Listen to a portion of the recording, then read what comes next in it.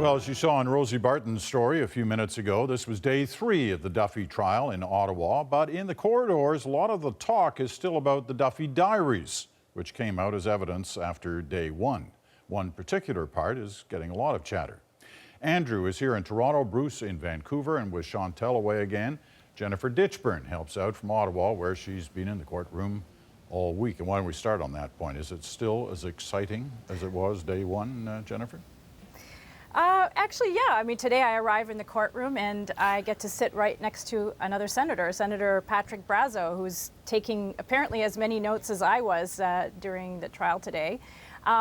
Today we suddenly got these props in the courtroom, huge sort of blown up pictures of Mike Duffy and the Prime Minister at public events back when the Conservatives liked Mike Duffy, which were propped up on a wall beside where Mr. Duffy sits for most of the day. And you know, generally I think that there's been a lot of interesting information that's been put forward. There's a kind of narrative that's being woven, and defense lawyer Donald Bain has sort of shown that he's got a flair for the dramatic, I guess I would put it that way. One of the things we were hoping to see through this trial is not only this case unfold, but also get a sense of what the relationship was like between the Prime Minister's office and not just Mike Duffy, but the rest of the Parliament of Canada and Conservatives in particular.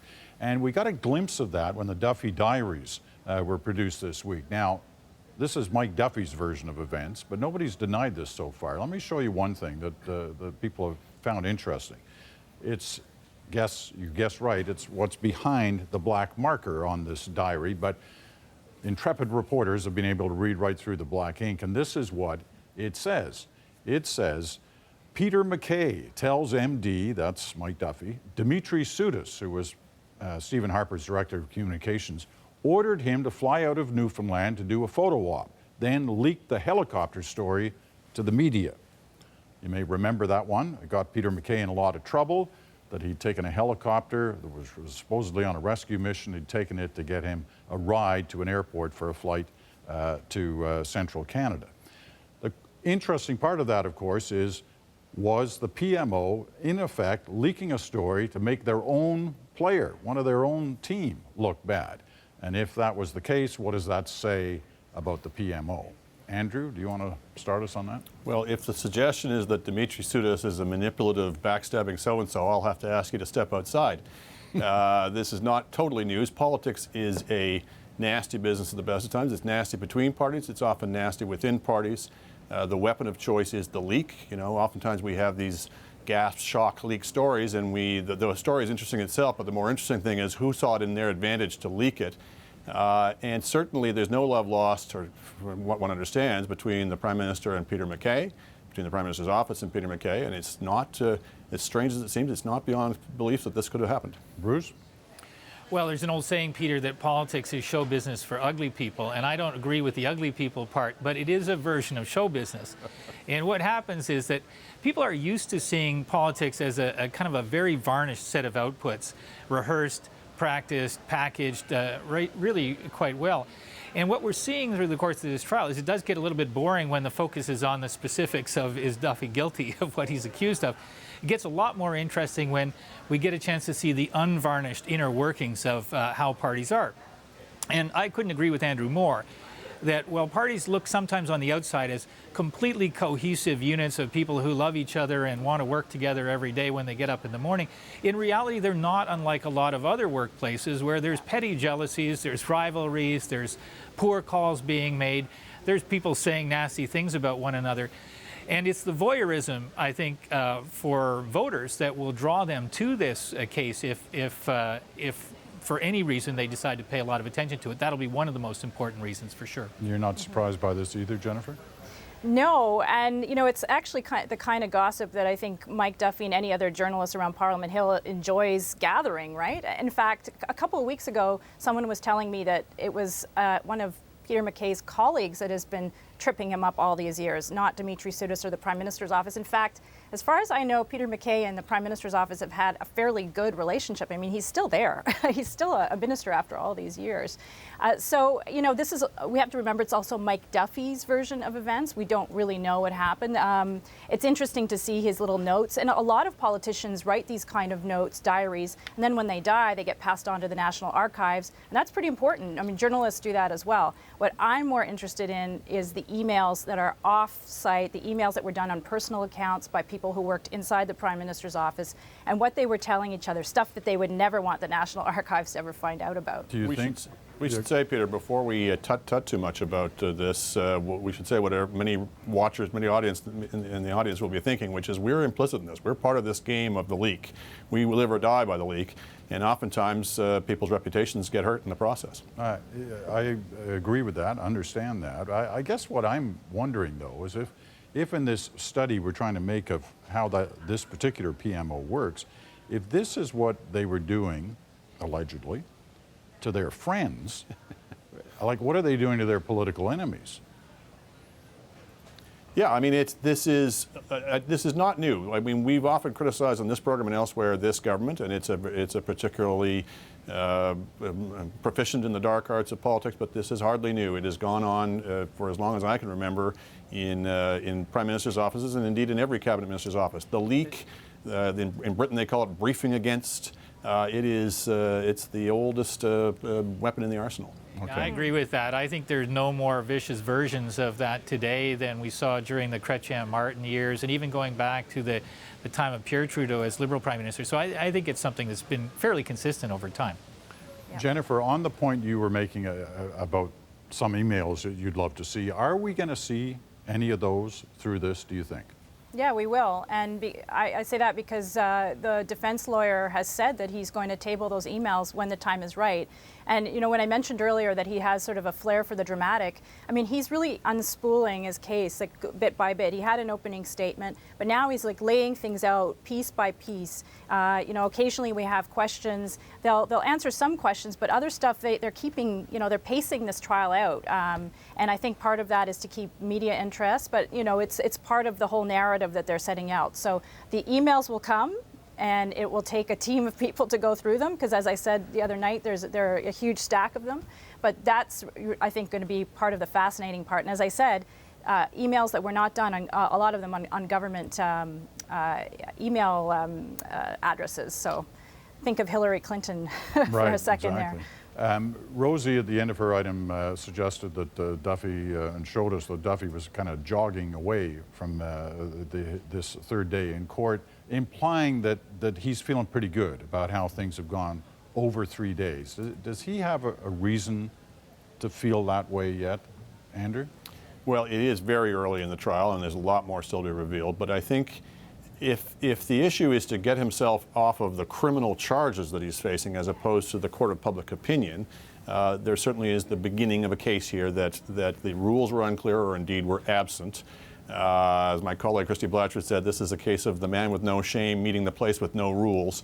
That may, as I say, that may or may not succeed in getting him off on the charge, but it certainly doesn't look good on the personal side. On the other side, we're certainly starting to see the case being made here that the Conservatives and the Prime Minister in particular were quite content to see Mike Duffy go around the country raising funds for the party, doing party appearances on the public dime. In other words, we're quite content to see him using public funds for purposes that some of us might think are not proper to be used. And then, so there's a certain amount of hypocrisy at the very least to then turn around and be shocked that he is misusing taxpayer dollars. All right, I want to shift focus now to the issue of the ad campaign that the government has begun as the budget draws closer and as will continue after the budget as well.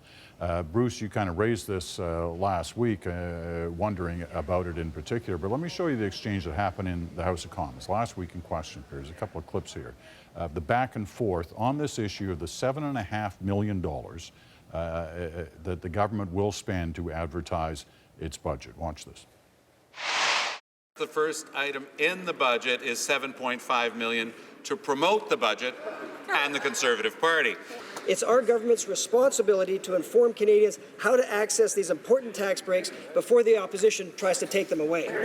A single ad during the hockey playoffs could help pay for more than 30 jobs in the Canada Summer's Jobs program. Mr. Speaker, I think Canadians are always amused when the Liberal Party talks about government funding for advertising. We're still looking for the $40 million missing dollars. Conservatives spend widely on self-promotion during hockey playoffs and the Super Bowl, but yet cry poverty when it comes to real job creation. We are advertising the increased universal child care benefit, the thousands of dollars that families will save through income splitting. The Liberals don't want those families to know about those benefits because the Liberals would take it away. Well, the hockey playoffs start next week, and you can be sure that, in fact, there will be lots of these ads running. However, let me refer you back to what all three of you told me on our first point tonight, is that, come on, this has been going on forever and all parties do it. Isn't that exactly the same here? Bruce? No, I don't think that it is, Peter. I do think that there is a line of advertising that has gone on for time, and there have been more abuses at different times by different parties. But this, for this government, given the way that it arrived in office, given what it had to say about the incumbent that it turfed from office and how they spent money for partisan advantage, people, voters who voted Conservative, have a reason to expect that they would be treated better. This is effectively, given that we're in an election year and we have a fixed election timetable and the government has pushed back the date of its budget, this is really just the government saying we're going to access public funds to subsidize our election campaign. And if we want evidence of it, that quote that said we need to tell Canadians about our tax cuts before the Liberals or the NDP try to take them away is effectively saying this is about an election campaign. And I think the government should be ashamed of it. Jennifer? Yeah, you hit the nail on the head there. Well, my colleague Bruce Cheadle, he's written dozens and dozens of stories about government advertising. And he told me today that usually these big blitzes are worth $3 million. This is $7.5 million, right in the hockey playoffs. So it's in the period leading up to the election, obviously. And the one thing that I think the public should pay heed to is the fact that there's like this fine print in those ads that says subject to parliamentary approval, which means that your tax dollars are paying for the government to advertise to you something that your member of parliament hasn't even voted for yet. So this isn't even law. This is not a reality, but you're being advertised to about this. And I think that's probably the most egregious part of the ad campaign as it's airing right now.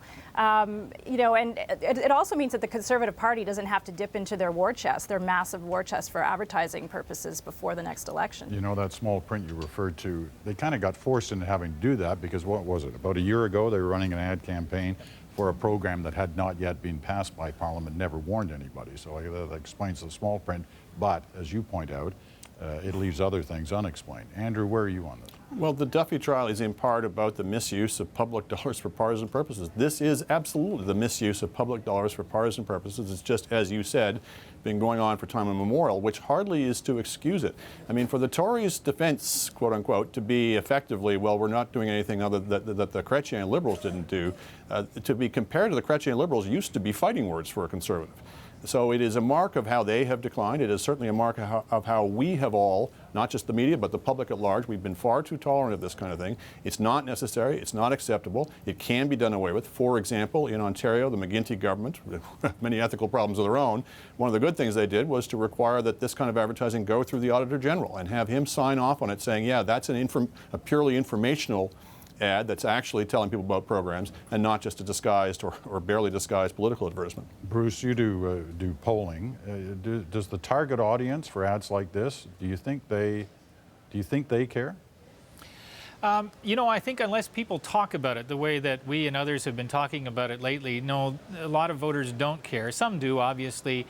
But the reason I think the government has been doing what it's been doing for the last several years, hundreds of millions of dollars, is precisely because of that a lot of voters don't show that they're outraged. And maybe this year, maybe at this time, because we're heading into an election period, maybe the reaction will be different. It should be. I agree with my colleagues that this is something people should pay more attention to, and the rules should be changed. All right.